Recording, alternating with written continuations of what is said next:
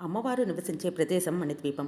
అటువంటి మణిద్వీప వర్ణన చదివినా, విన్నా అమ్మవారి పరిపూర్ణ అనుగ్రహంతో పాటుగా అష్టైశ్వర్యాలు కలుగుతాయి. మణిద్వీపం అని తలచినంత మాత్రం చేత సకల దరిద్రాలు దరిదాపుకు చేరవన్నది శాస్త్ర ప్రమాణం.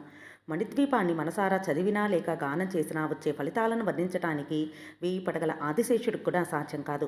మణిద్వీప వర్ణన మహత్యం ఏమిటి అంటే శ్రీచక్ర బింద రూపిణి, శ్రీ రాజరాజేశ్వరి, శ్రీదేవి, శ్రీ మహావిద్య, శ్రీ మహాత్రిపుర సుందరి, శ్రీ లలితా జగన్మాత అమ్మవారు నివాసం ఉండే పవిత్ర ప్రదేశమే మణిద్వీపం.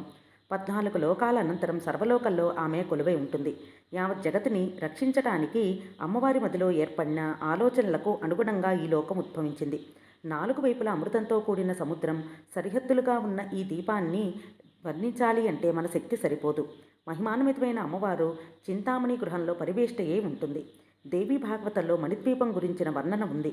అంతులేని వజ్రాలు, రత్నాలు, ముత్యాలు లాంటి నవనిధులతో పాటుగా బంగారుమయమైన కొండలు ఈ మణిద్వీపంలో ఉంటాయి.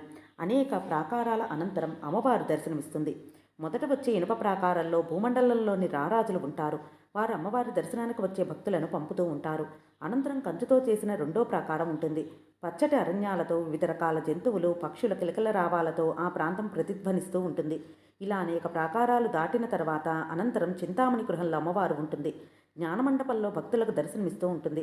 ముక్తి మంటపంలో మంత్రులతో చర్చలు నిర్వహిస్తారు. వైకుంఠం, కైలాసం కంటే అద్భుతమైన ప్రపంచం అమ్మవారి నివాసం. యావత్ విశ్వంలో ఎక్కడా లభించని అనంతమైన సంపద అక్కడ ఉంటుంది. అన్నిటినీ మించి అమ్మ సన్నిధిలో ఉండటమే మహావరం. అందుకే మణిద్వీప వర్ణన పారాయణ చేస్తూ ఉంటారు. ఈ పారాయణంలో ఇంట్లోని వాస్తుదోషాలు తొలగిపోతాయి, సకల శుభాలు కలుగుతాయి.